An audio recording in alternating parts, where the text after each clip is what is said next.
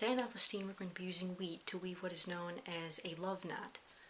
Now, a love knot got its name from the fact that hundreds of years ago, a young man trying to impress a lady would grab a few stems of wheat and weave them together into a design. If the lady wore that design, then they were courting, so hence the reason these are known as love knots. Now, a love knot is one of the easiest designs to weave because it usually only uses 2 or 3 strands of wheat, and therefore the actual weaving design is very simple, so it's a good one to start with if you've never woven wheat before. So, to make a love knot, you will need a pair of scissors, some white thread, and of course your wheat straws. Now you need 3 straws of wheat with their heads on, and then you'll also need 3 additional straws in which you chop the heads off. This is because wheat is fairly short, and you'll need these to make the straws longer. If you're using rye, it will probably be long enough to just use 3, but if you're using wheat, you're definitely going to need an extra 3. So, once you've had your straws soaking in warm water for about a half hour, they should be nice and pliable. So what you'll do is just take 3 of them, and you're just going to tie the heads together with a piece of thread. Just wrap it around once or twice.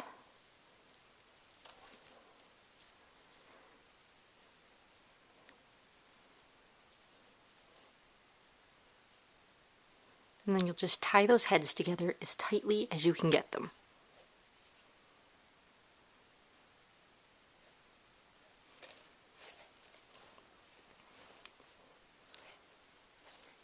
Then you'll just trim off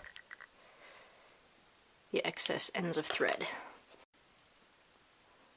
So to begin weaving, it's a lot like braiding hair. What you'll do is separate them out into the 3 pieces. You'll take the outside one and just go under the center one. And then you'll take the other outside one and go under the center one. Then you'll take the outside one and go under the center one. And take the outside one and go under the center one.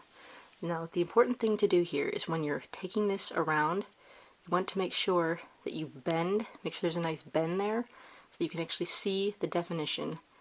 You want to make sure that you do that each time that you go under. And then you'll just keep doing that until your braid is about 7 or 8 inches long, and every now and again you're just going to want to dip this back into the water.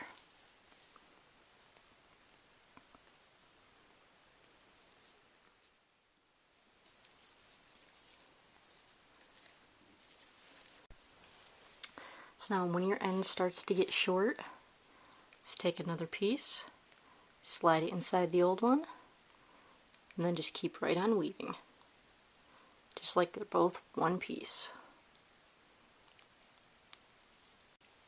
And then when you've gotten far enough down the line, you can just take the excess from the old piece of straw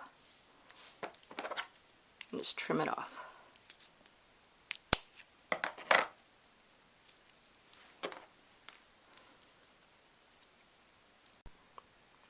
So now when your weaving is about 7 or 8 inches long, you're just going to tie off the ends the same way that you did on the head by wrapping a little bit of white thread around it. And then just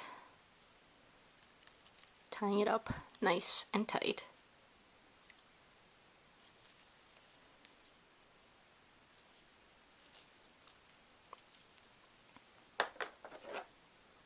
You'll just cut off the excess thread and cut off the excess of the straws so that you end up with just a little bit beneath where you tied it. So now, you're just going to take this and soak it back in the water to make sure it's still nice and pliable. Shake off the excess. Again, what you're going to do is just take it, start curving it around itself, and then you'll go under the back side and over the front side. So it starts to look kind of like a pretzel. And you'll just adjust it a little bit, and you want to tie the end of it right to the beginning of it.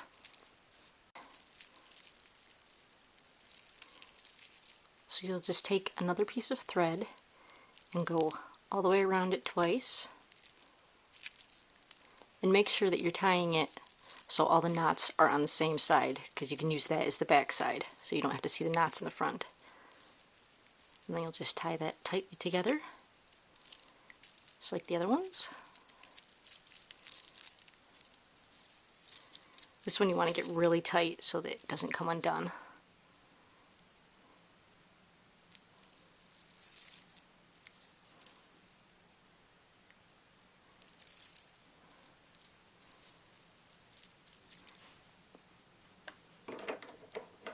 Then just trim off the thread ends.